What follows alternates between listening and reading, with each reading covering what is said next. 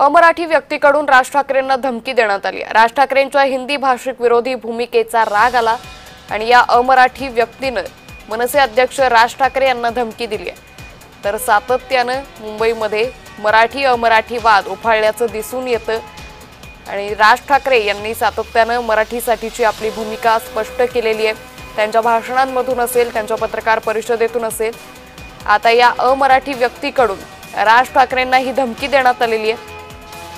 एका अमराठी व्यक्तीने राज ठाकरेंना ही धमकी दिली आहे। त्यामुळे आता मनसे नेत्यांकडून या सगळ्या धमकीवरती कशी प्रतिक्रिया येते हे पाहणं अतिशय महत्त्वाचं ठरणार आहे।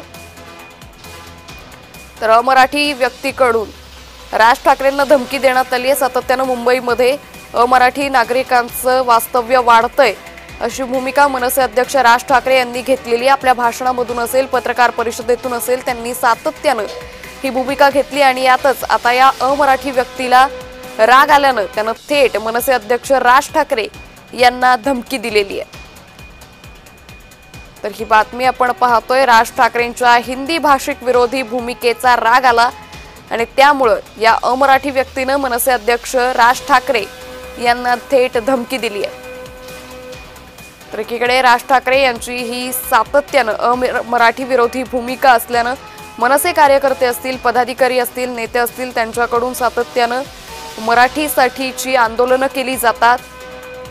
मराठीसाठी सातत्याने मनसेची आंदोलनं ही महाराष्ट्रभर प्रचलित आहे आणि यातच आता या अमराठी व्यक्तीने राज ठाकरेंना धमकी दिल्यानंतर मनसे पदाधिकाऱ्यांकडून, कार्यकर्त्यांकडून कशा पद्धतीने यावरती प्रतिक्रिया येतात हे पाहणं अतिशय महत्त्वाचं ठरणार आहे।